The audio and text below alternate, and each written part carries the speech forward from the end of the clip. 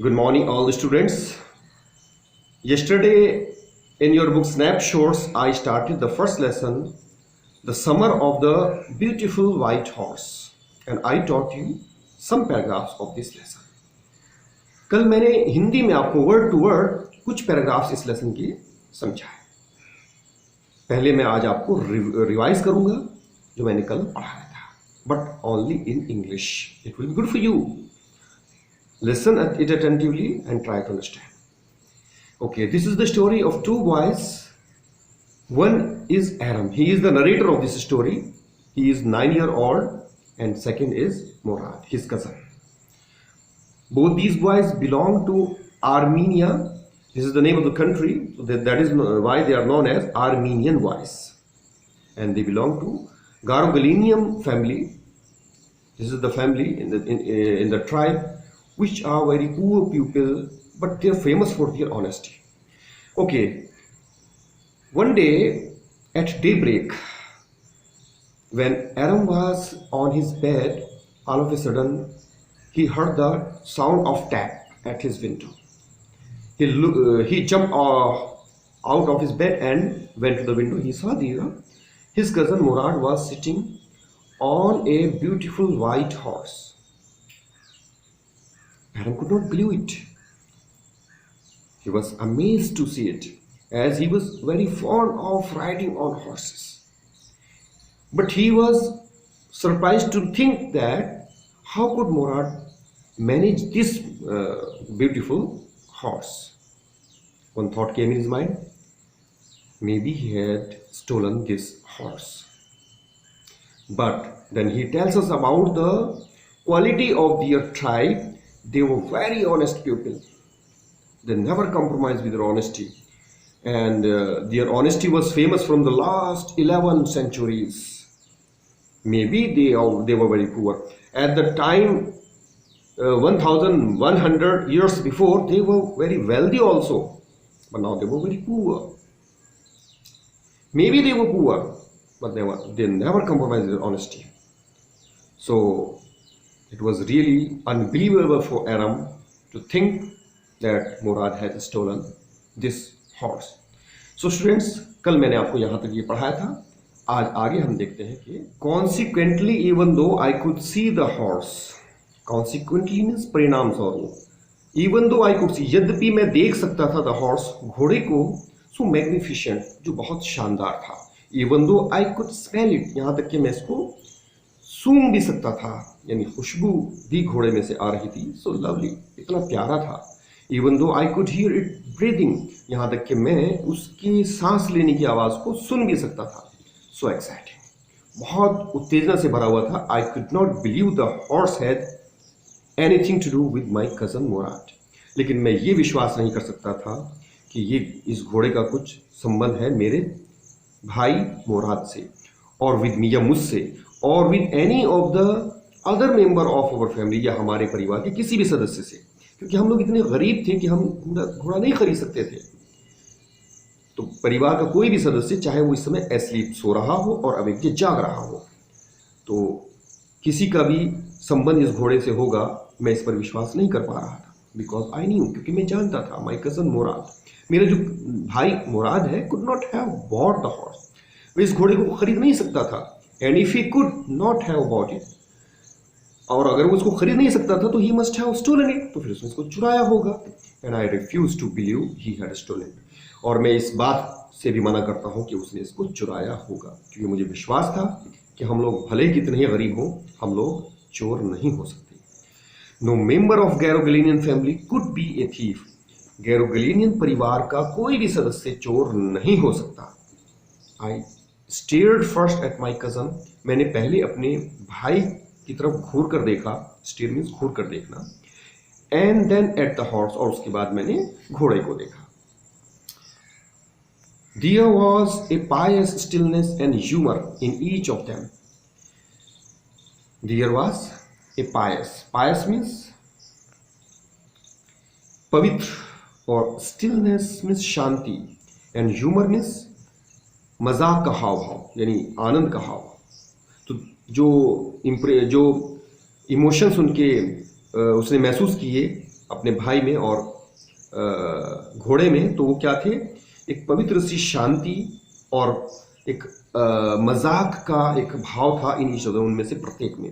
Which one of the hand one hand delighted me, जिस एक तरफ तो मुझे उससे मुझे आनंद आ रहा था, and on the other frightened me, मुझे उसमें डर भी लग रहा था। आनंद इसलिए आ रहा था क्योंकि मुझे भी हॉर्स राइडिंग का शौक था, और डर इसलिए लग रहा था कि कहीं ये घोड़ा चोरी का तो नहीं है। Okay, next. Murad, I said, मैंने कह दिया, Murad, where did you steal this horse, तुमने ये घोड़ा कहाँ से चुराया? यानी मैं अब उस बात को जो सोच रहा था मैंने जबान से ये पूछ लिया अपने भाई से। Leap out of the window, he said, उसने क्या कहा, मुराद ने क्या जवाब दिया, खिड़की से कूद कर बाहर आओ, if you want to ride, अगर तुम सवारी करना चाहते हो। यानी मेरे क्वेश्चन का उसने आंसर नहीं दिया, उसने बस सीधा सा एक सेंटेंस बोल दिया कि खिड़की से कूद कर बाहर आओ अगर तुम इस पर घुड़सवारी करना चाहते हो। इट वॉज ट्रू, ये सही था। Then he had stolen the horse, यानी अब मुझे विश्वास हो गया था कि उसने घोड़ा चुराया है, ही है। There was no question about it, इसमें कोई अब प्रश्न ही नहीं पैदा होता। He had come to invite me to ride or not, उसने मुझे आमंत्रित किया था कि इस पे घुड़सवारी करोगे या नहीं। एज आई चूज, ये मेरे ऊपर है, मैं इसमें क्या चूज करता हूँ। मेरे प्रश्न का उत्तर दिए बिना उसने मुझे मेरे सामने एक ऑप्शन रख दिया था कि बाहर आते हो तो घोड़े पर सवारी कर पाओगे, नहीं आते हो तो मत आओ। The choice was with me. Well, ठीक। इट सीम टू मी, मुझे ऐसा लगा, stealing a horse for a ride, अगर घुड़सवारी के लिए घोड़े को चोरी किया जाए, was not the same thing, ये वैसी ही चीज नहीं है एज स्टीलिंग समथिंग एल्स, जैसे कुछ और चुराया जाता है, सच एज मनी, जैसे कि पैसा। यानी हम पैसा जो चुराते हैं, जितना गलत काम पैसा चुराना होता है उतना गलत काम ये नहीं था कि हम घुड़सवारी के लिए घोड़े को चोरी कर लेते हैं कुछ समय के लिए। तो वो यहाँ पे इस चोरी को जस्टिफाई करने की कोशिश कर रहा है, इसको सही ठहराने की कोशिश कर रहा था अपने मन में। फॉर ऑल आई न्यू, क्योंकि जो कुछ भी हम जानते थे, may be it was not stealing at all, कि भले मे बी हो सकता है ये चोरी ना हो बिल्कुल भी। If you are crazy about, अगर आप क्रेजी हो हॉर्सेस, घोड़ों के, यानी अगर आप भी घोड़ों पर सवारी करने के लिए क्रेजी हो, तो द वे, उसी तरीके से माई कज़न मुराद एंड आई वर, जिस तरीके से मेरा भाई मुराद और मैं थे।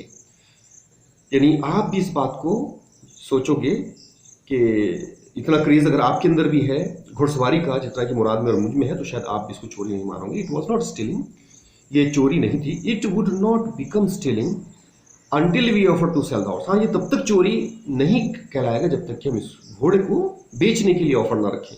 अगर हम इस घोड़े को बेच देते तो वो चोरी होगा, अगर हमने सवारी के लिए घोड़े को चुराया है तो शायद ये चोरी नहीं होगा। तो मैं इसको जस्टिफाई करने की कोशिश कर रहा था, इसकी चोरी को मैं ये साबित करना चाहता था कि ये चोरी नहीं है, विच ऑफ कोर्स, जो वास्तव में चोरी ही होगा, यानी इसको बेचना। I knew we would never do, और वास्तव में हम ऐसा करेंगे भी नहीं, वास्तव में हम इस घोड़े को बेचेंगे भी नहीं, हम तो सिर्फ सवारी करेंगे। तो let me put on some clothes, I said, मैंने कहा ठीक है तो मैं कपड़े पहन लेता हूँ। ऑलराइट, ही सेड, बट हरी, उसने क्या कहा, मुराद ने क्या कहा, ठीक है बट हरी, लेकिन जल्दी करो। आई लिफ्ट इनटू माय क्लोथ्स, मैं जल्दी से लिफ्ट इनटू माय क्लोथ्स, मैंने जल्दी अपने कपड़े पहन। I jump down to the yard, मैं आंगन में कूदता हुआ गया फ्रॉम द विंडो, खिड़की से, and leaped up on to the horse behind my cousin Murad, और मैं उछल कर घोड़े के ऊपर बैठ गया अपने भाई मुराद के पीछे।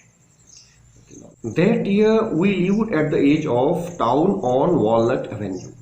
ये Walnut Avenue जो जगह है, तो इसमें जो कस्बा था उसके एंड पर, यानी एज का मतलब एंड या किनारा, तो उसके किनारे पर हम उस वर्ष रह रहे थे।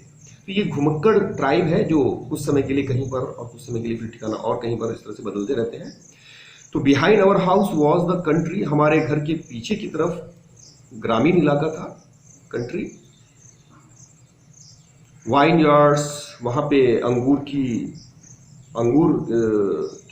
लगे हुए थे, ऑर्चर्ड्स, वहाँ पे बगीचे थे, बाग थे, इरिगेशन डिचेस, और वहाँ पे सिंचाई के लिए तालाब बना हुआ था, एंड कंट्री रोड्स, और जैसे गांव का जो सड़कें होती हैं ऐसी वहाँ पर। In less than 3 minutes, 3 minute से कम में ही we were on Olive Avenue, Olive Avenue पर पहुँच गए। And then the horse began to trot, और उसके बाद जो घोड़ा है वो ट्रॉट करने लगा।